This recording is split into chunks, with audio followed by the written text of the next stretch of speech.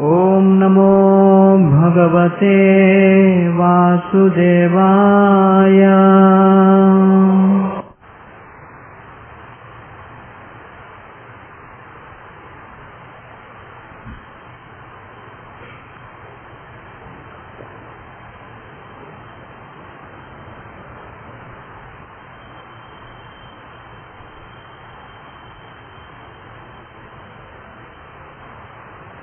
Hare Krishna. So we welcome all the devotees, students, guests, young boys who have assembled here today for our monthly Prerana festival. Today's topic is indeed very interesting: saints and swindlers. And the drama after the lecture will be even more interesting. So please stay till the end. And I would especially like to thank all the students that in spite of a cricket match, so many have come. I think each and every member who has come here today should be specially congratulated for this great sacrifice. And I am sure that you will leave today learning many things. A lot of effort has been put by His Grace Vasudeva Prabhu in making this PowerPoint presentation so that things are very clear as to what we are trying to present. So,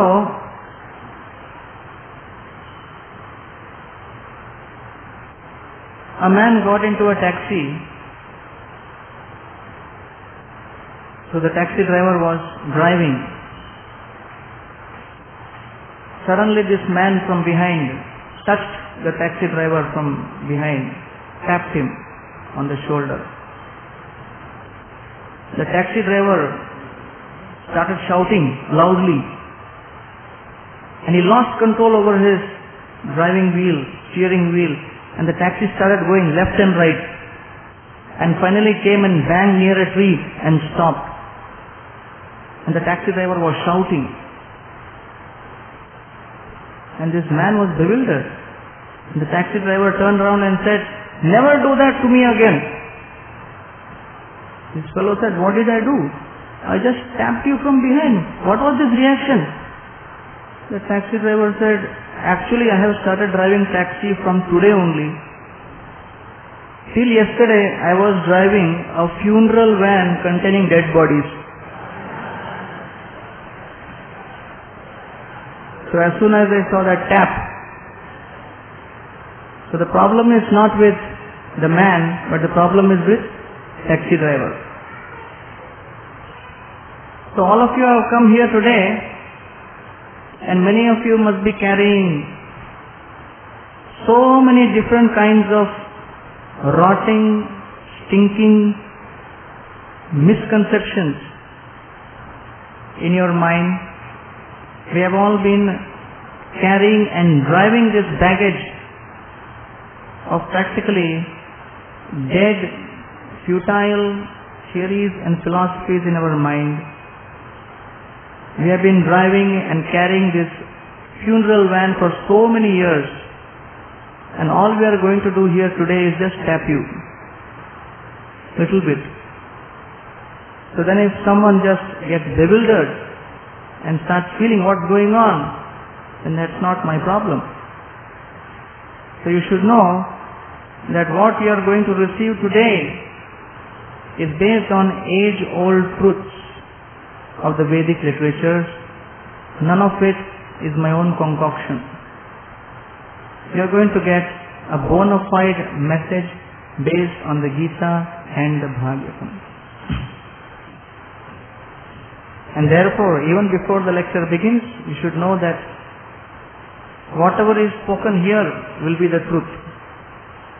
Like in court they have Gita par हाथ रख के शपथ लो, जो भी बोलूंगा सच बोलूंगा, सच के सिवा कुछ नहीं.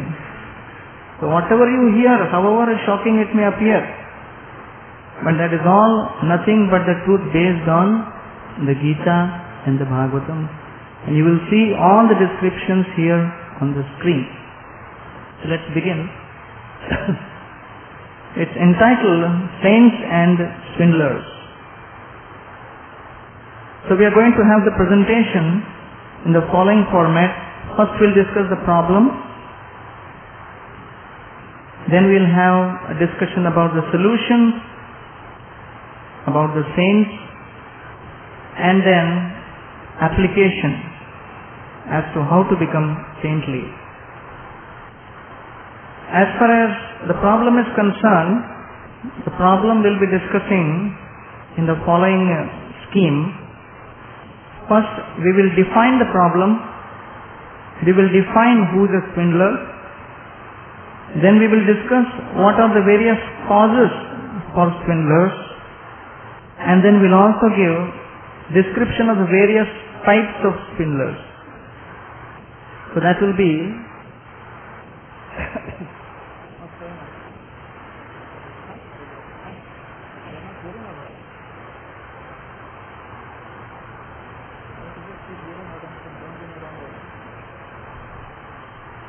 definition, cause for existence of swindlers and types of swindlers.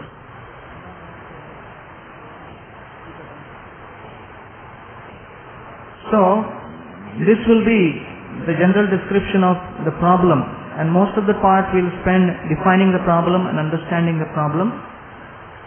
Definition, cause, and then the different types of swindlers. First, definition of a swindler. So it is described as far as swindler is concerned. What exactly is the definition of swindler? So Oxford Dictionary gives some interesting definitions. First one, it is use of deception to deprive someone of his money or possessions. Now this is very interesting. Now very interesting feature is, as far as the human being is concerned, every conditioned soul suffers from 4 defects. And these defects are known as Brahm, Pramada, Karana Patava and Vipralipsa. Brahm means that all of us have tendency to be illusion, because all of us have imperfect senses, and because of this we commit mistakes. And when we commit mistakes, we try to cover up those mistakes, and in the act of trying to cover up those mistakes, we indulge in what is known as vipralipsa, or a cheating propensity. So this cheating propensity is one of the inherent defects of every conditioned soul. All of us are engaged in this act. I was reading an anecdote in the Wincom. There was a hunter who went with his dog to the forest. The dog strayed away from the hunter, and he was jumping around a tree. Suddenly he saw from a distance a tiger approaching at full speed. This dog understood that tiger is coming for his lunch, and he is going to be dead. So he had to think fast what to do. So as the tiger approached very nearby, this dog sat down near the tree and showed as if he has not seen the tiger at all. There were some bones lying nearby. This dog picked up some bone and started exclaiming, "Very delicious tiger," and he threw that bone away. This tiger was really very delicious, and he threw the bone away. And the tiger saw this and got scared. Said, "My God, this fellow has just eaten a tiger." And he found him delicious. Immediately tiger started running away. This scene was seen by a monkey. And the monkey started laughing, and he thought, what a fool this tiger is. But he thought, this is a good opportunity for me to come in the good books of the tiger, so that I will get protection. So tiger is looking for food, and this monkey looking for shelter and protection. So immediately runs to the tiger And the dog sees that monkey is running to tiger, understands this monkey is going to spill the beans. So monkey revealed to the tiger what was the reality. So tiger said, how can this fellow cheat me like this? Come, immediately we'll go. I'll devour this dog. So immediately the monkey sat on top of this tiger, and the tiger started coming back again.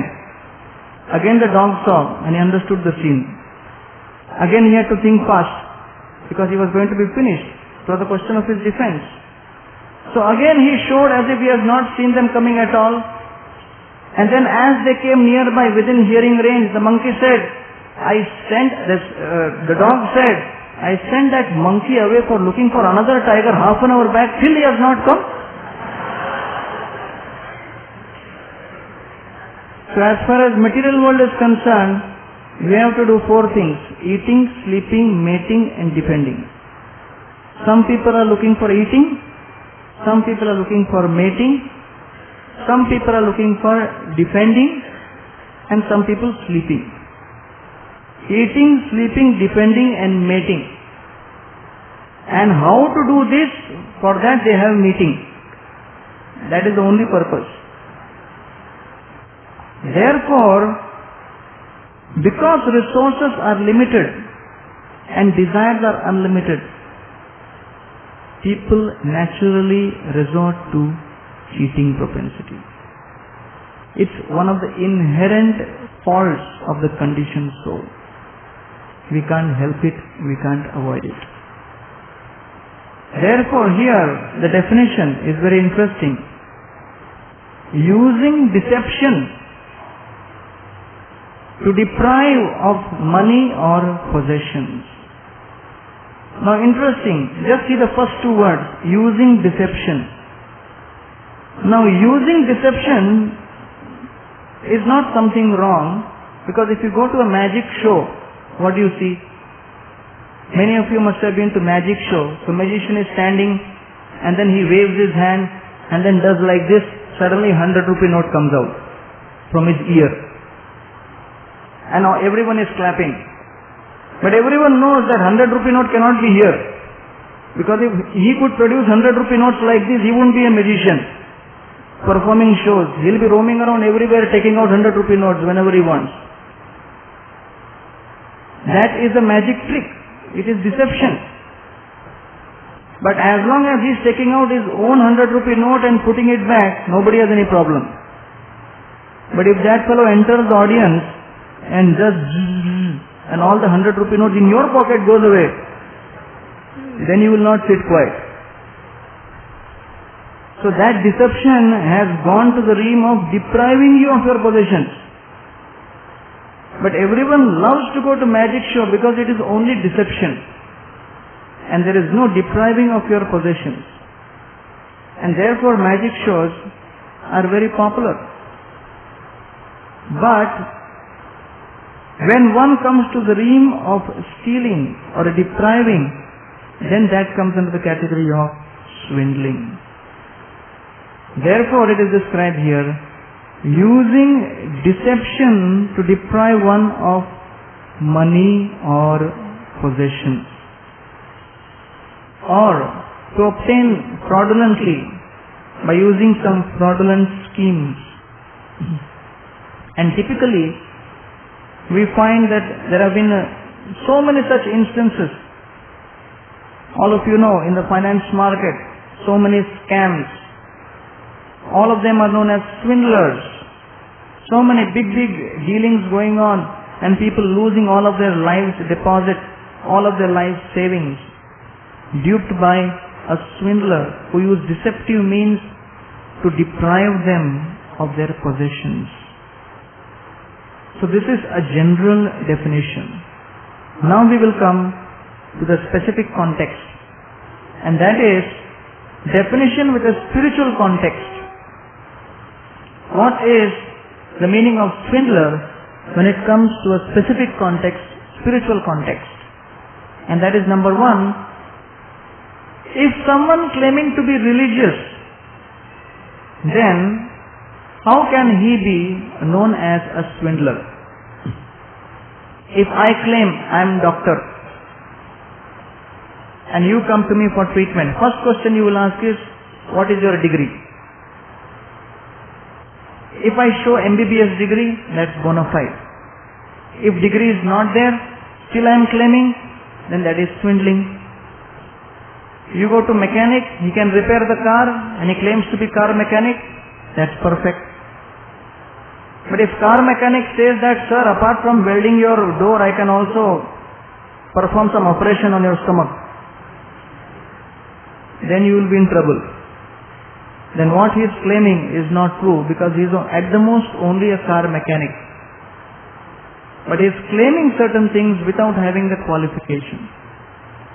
So that comes in the realm of swindling. And therefore, if we are talking in terms of religious activity, spiritual context, if I claim that I am spiritual, or someone claims he is spiritual or religious, what does it mean? You must ask him very simple 2 questions. For every field there is qualification based on which a person is accepted as bona fide. So for engineer there is degree, for doctor there is degree, for lawyer there is degree. For a religious person, what is the identity? How will you know whether someone is bona fide or not? Ask him these 2 simple questions. Number 1, who is God? And number 2, how to love God.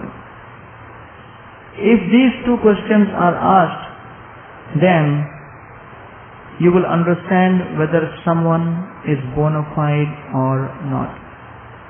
Otherwise, anyone can claim to be anything. These 2 questions are most important. Who is God and how to love God? If someone has perfect answers to these 2 questions, he can be accepted as a bona fide saint. And if someone does not have bona fide answers to these 2 questions, then he cannot be accepted as bona fide saint. He comes in the category of swindler.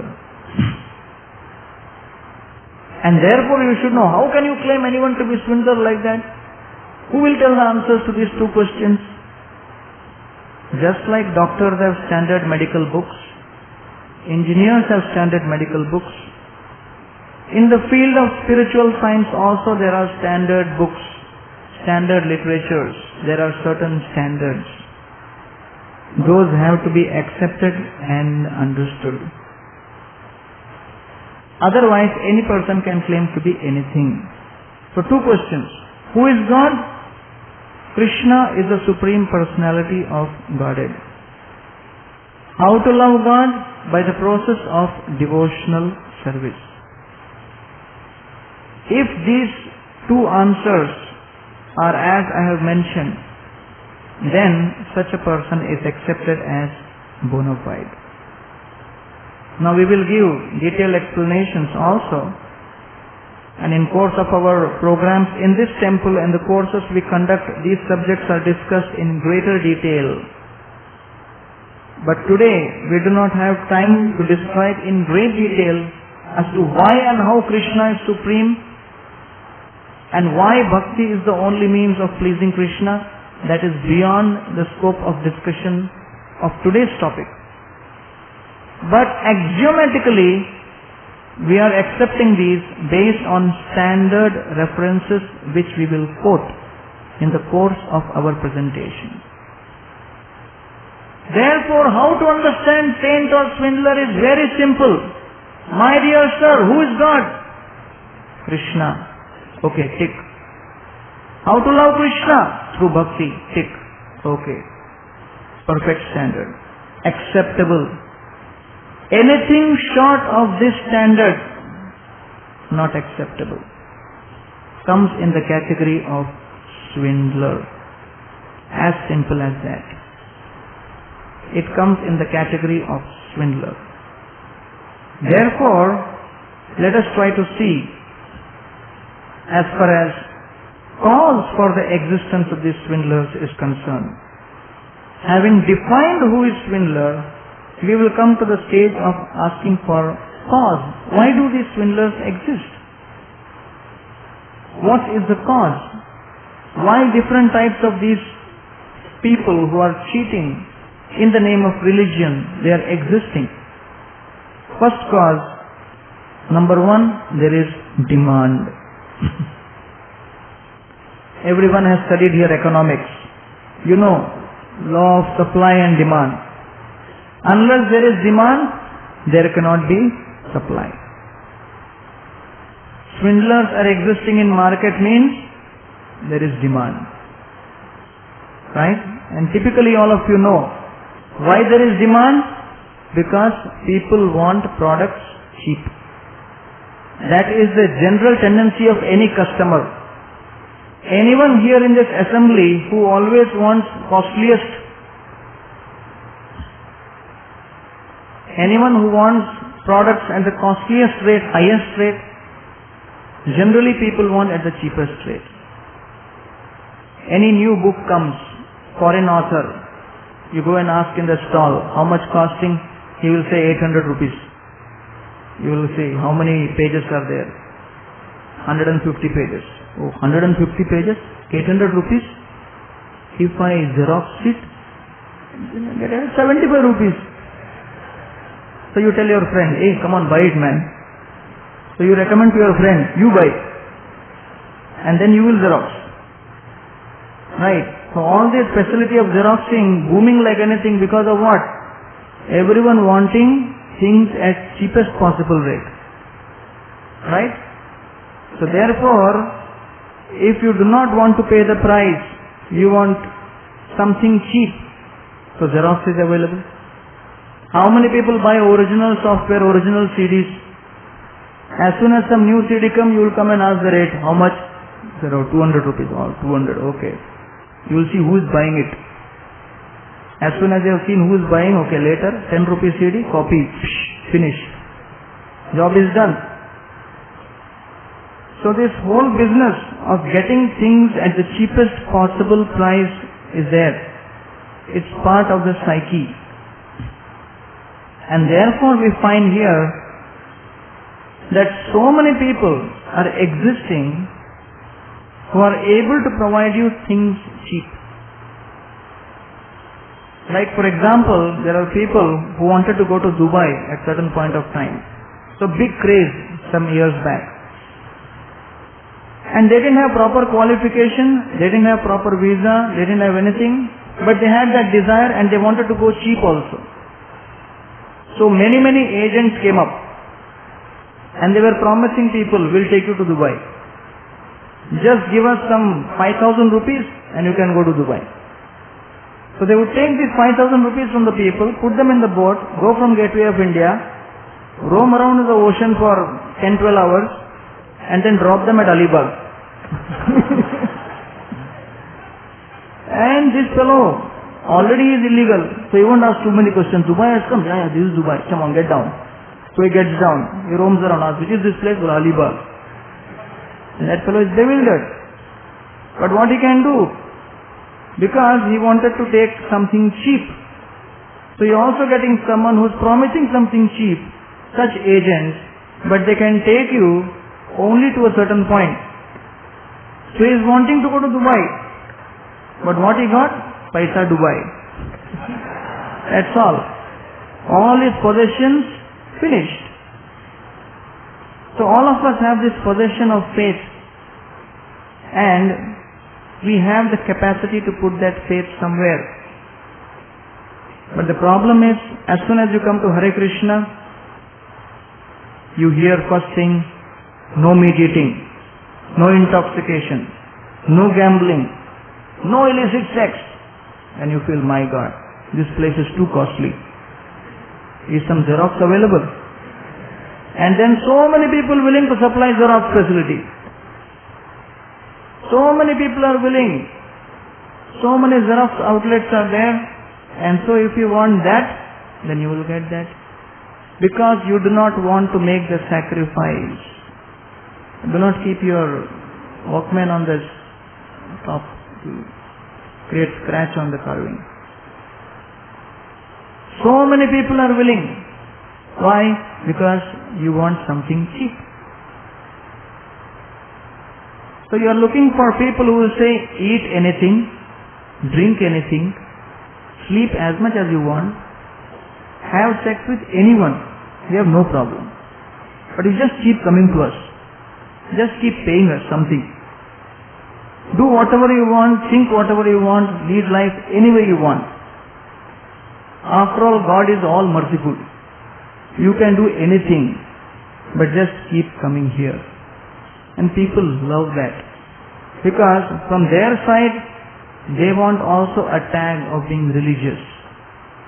Therefore, they are looking for something religious, and there are people who are willing to supply that tag of being religious, but these people can pay only a certain amount, and so at that rate, you will get certain facilities. It's as simple as that. So, Sarva Dharman Parityajya and all these concepts which are there in the Gita appear too costly, too exorbitant, and one feels it's a real luxury to be able to afford a lifestyle like this. Without anything, meat eating, intoxication, illicit sex, gambling, nothing. And on top of that we say no coffee, no tea. And then people get completely bewildered. They can't take any more. Therefore, this is the first concept. You want something cheap, demand. Second is desire. So you may wonder that why people are not able to pay the highest. Why you are not able to give the maximum amount. If the highest is available, Krishna consciousness is highest, why one cannot have it? That's because each person, based upon his previous life activities, carries a certain kind of sukruti, credit. And based on that, desires are generated. Now, for example, why somebody is eating at Vada Pav stall and somebody eating at 5-star hotel? Why? Because amount of money in the pocket. The credit, what you are carrying with you. If you are carrying 20 rupees and you enter a 5-star hotel, at 20 rupees you enter a 5-star hotel and sit in the restaurant and go through the menu card, where even tea, coffee or anything will be costing 80 rupees, 100 rupees. What that fellow will think after seeing that menu card? Quietly he will come out. What he will do with 20 rupees in 5-star? He will think, better let me buy one 5-star, Cadbury 5-star.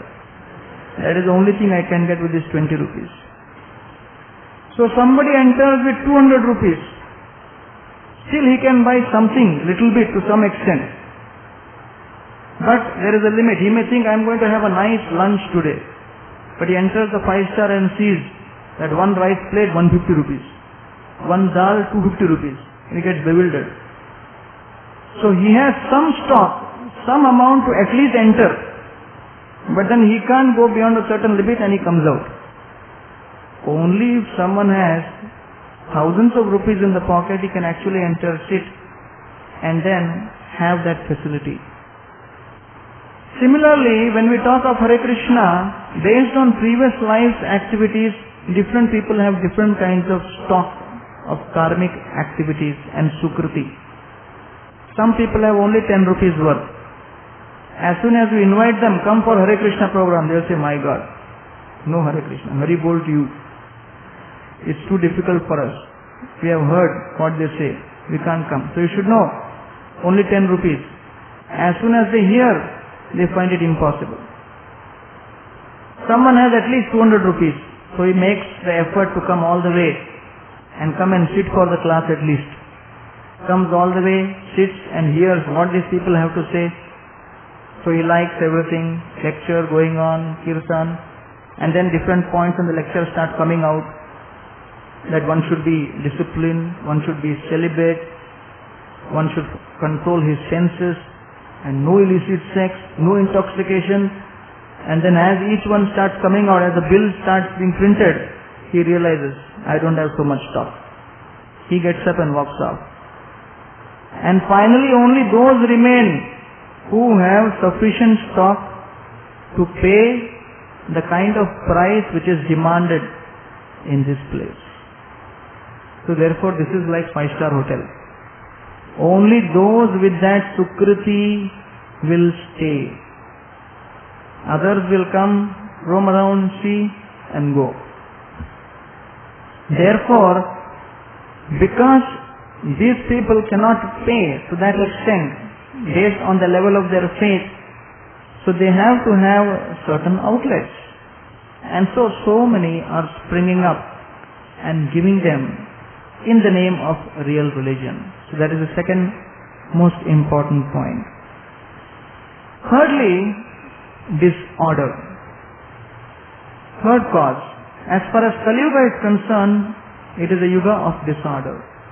Bhagavatam says, Nisha mukheshu khadyota tamasa bhanti nagriha yatha pape na pashanda nahi veda kalau yuge. On a rainy season evening, when it is twilight, the clouds have completely covered the skies. The moon and the stars cannot be seen. The only light which you can see is the light of the fireflies. So it appears to you that fireflies are the most effulgent personalities in the evening.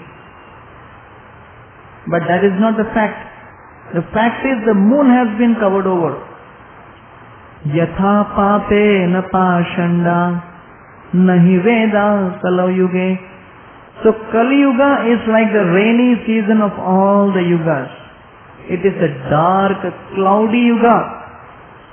Clouds of ignorance and hypocrisy have covered the spiritual skies, and the real moon-like, star-like personalities cannot be seen. The real pure Paramahamsa Vaishnavas cannot be seen. Only firefly-like swindlers become prominent, and they are seen by people. And because they are seen at a hand's distance, so people are impressed and feel we should associate with them. Prabhupada was in Los Angeles.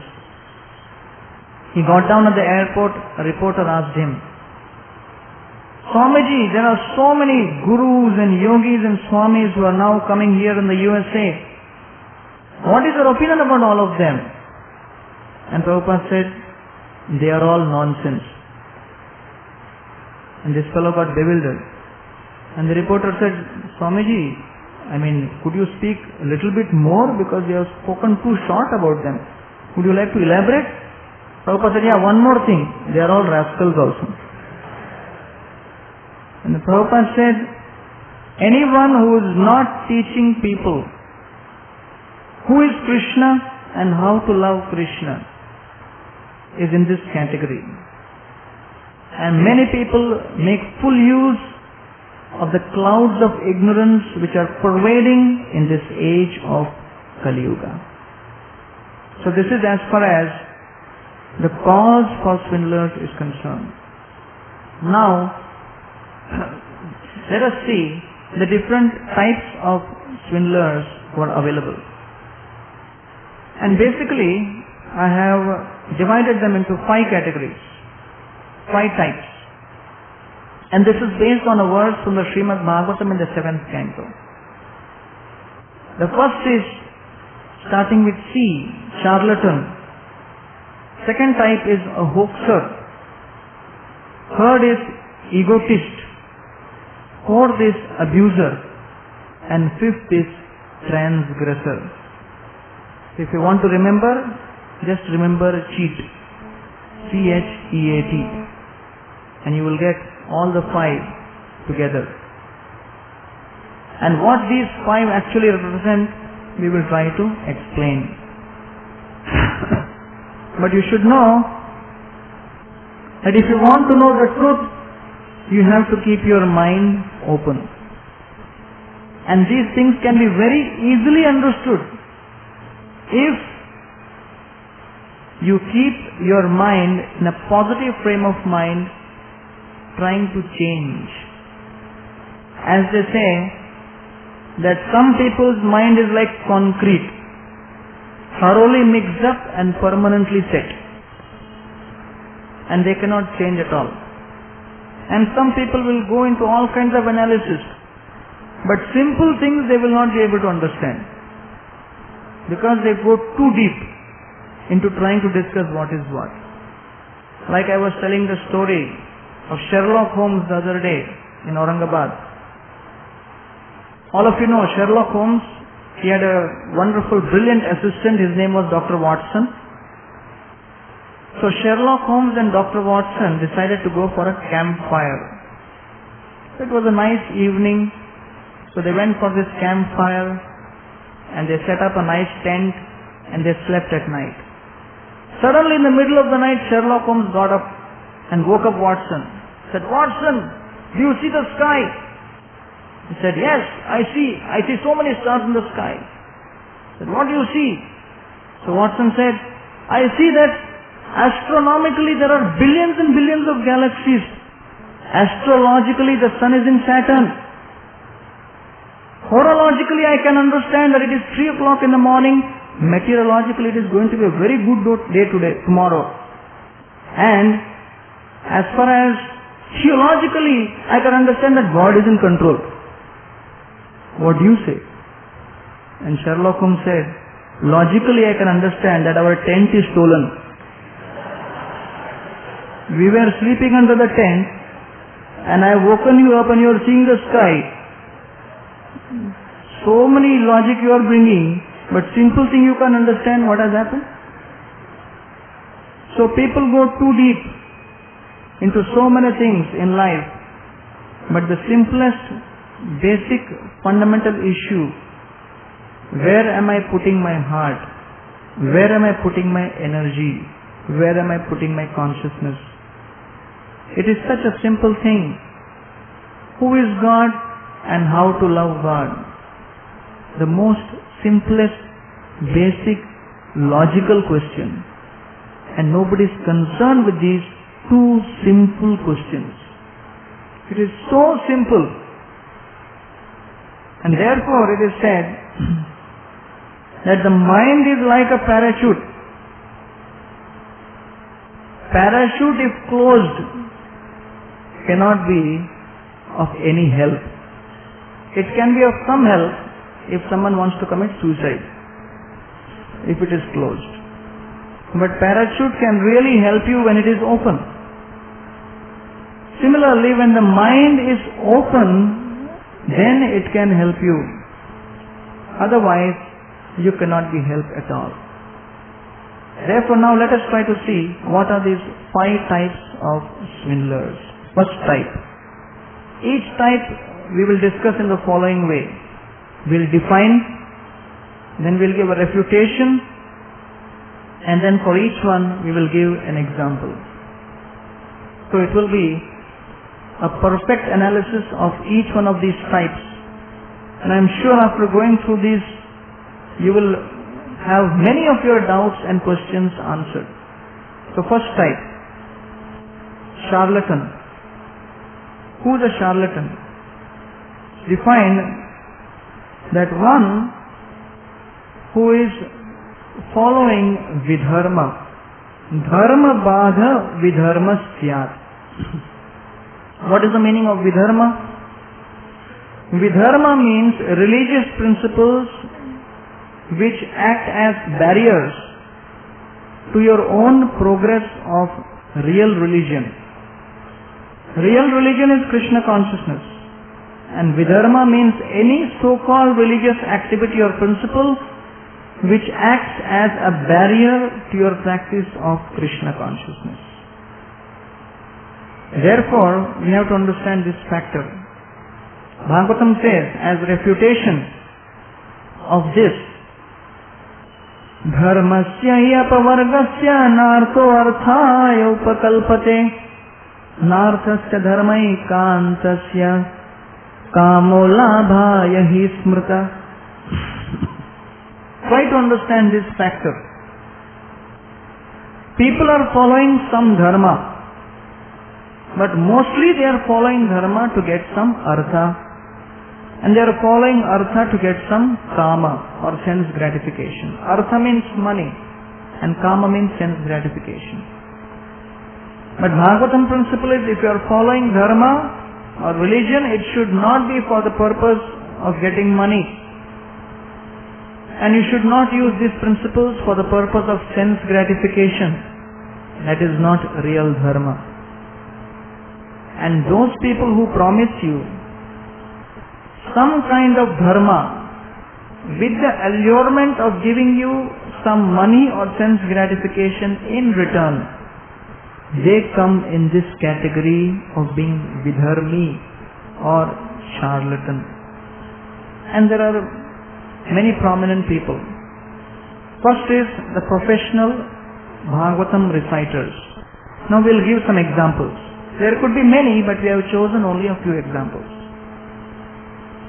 Professional Bhagavatam reciters. So all of you must have seen Bhagavatam recitation going on so many places. Sapta, Bhagavat Sapta, and so many people giving these saptas.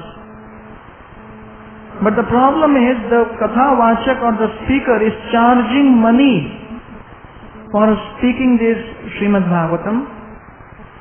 And the people who are attending, they are attending because they want to overcome their sins and obtain some piety. The organizer is organizing because he wants it as some kind of a social event for some prestige in his community. So all three parties have their own vested interests. So therefore, in the Samhitas it is described, Veda vihina cha patanti shastram, shastrena hina cha purana patham, purana hina krishino bhavanti, bhrashta sate bhagavata bhavanti. Some people study Vedas, they find it difficult, start studying Dharma Shastras. Some others start studying Dharma Shastras, find it too difficult to understand, start studying Puranas. Those who study Puranas, if they can't understand the Puranas also, they can't understand the scriptures, they become farmers. Purana hina krishino bhavanti. And someone who cannot even become farmer, bhrashtasate bhagavata bhavanti. When he becomes failure, even as farmer, then he takes to the profession of using Srimad Bhagavatam for the purpose of reciting and earning money out of it. And this is one of the most abominable, heinous types of sins which can be committed. Bhagavatam is Puranam Amalam. And so Prabhupada says that the speaker doesn't know what is the purpose of Bhagavatam, the hearer doesn't understand. And Prabhupada gives a nice story. One time there was one Bhagavatam reciter who was speaking, and he had this long beard, and there was this old lady who used to attend regularly. And as soon as the speaker would start speaking, this old lady would start crying tears. And the Bhagavatam Kathavachak was thinking, my speaking is so impressive that just see how her heart is being moved completely. This was going on 1 day, 2 days, 3 days. Every day he would speak, and every day this lady would start crying. 1 week finished. Bhagavatam Sapta was over.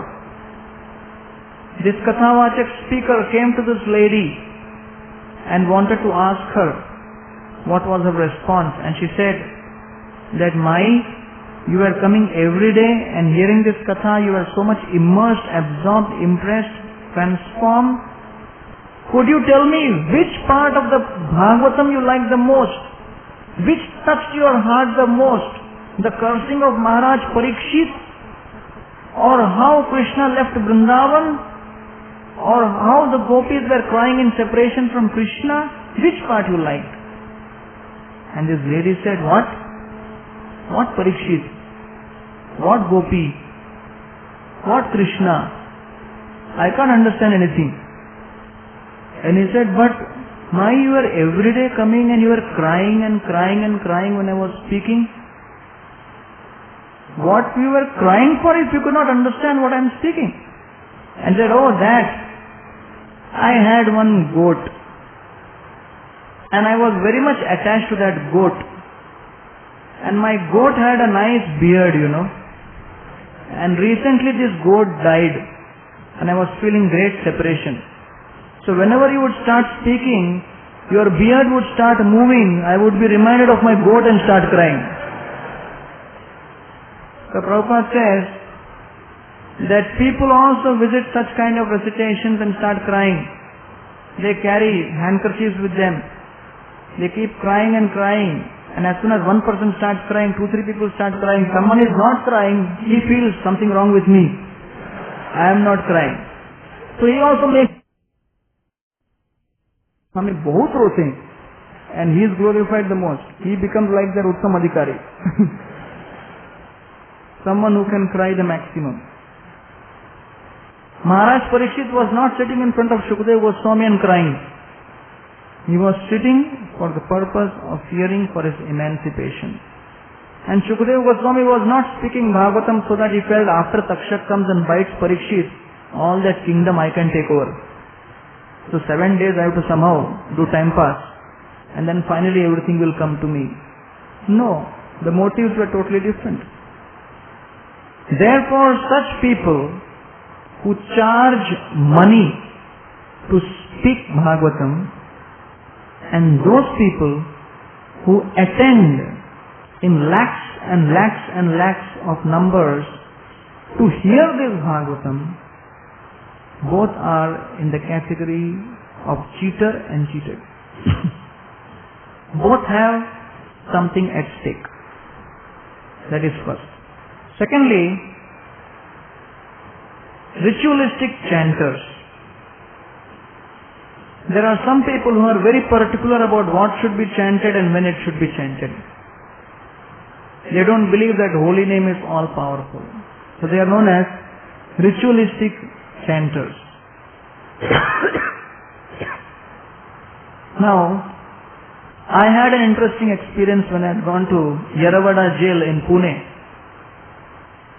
Any of you been to Yeravada jail in Pune? It's not inside. But if you have seen, you will see it's a very huge, impressive complex filled with all life convicts. That is the speciality of that jail. All the convicts are life imprisonment. So I had this program, and at least there were 500 prisoners who had been convicted for life. One good thing about jail program is number is predictable. Number is guaranteed. Because they can't go anywhere. So they have to come. So these 500 people were in the hall and I was giving lecture. And as soon as lecture over, one fellow raised his hand. And he said, I have a question. I said, what is your question? He said, no, I won't ask from here. I will come on the stage and ask. So I got scared. I came near the DCP and said, should I allow him? He said, no problem, he can come. So this man came on the stage. And then he started saying that now you have been speaking in your kirtan, this name, Hare Krishna, Hare Ram. In the Shastra, the name mentioned is Hare Ram. And while you have been glorifying the kirtan, you have been saying Hare Ramo. Now my question is, what is the real thing? The Shastra says Hare Ram and you are chanting Hare Ramo. So how you have made Ram into Ramo? And all the prisoners started clapping. And they felt, yes, our guy is also not less. Very Shastric. And the ACP was telling me that he's having 12 murders, huh? Very encouraging. So I said, okay, my dear sir, if I give you one mango, right, and I say that this is Alfonso mango, and I call it Amo, ye Amo khao. Now will you eat it or not eat it? So Shastras give so many description about how the holy name is all powerful and can be chanted in any way. And when Lord Chaitanya Mahaprabhu was in Bengal, at that time the situation in Navadip was like this. You could not chant any mantra any time. Ati bada sukriti se snanera samay Govinda Pundari Kaksha Nama Ucharai. Ati bada sukriti se.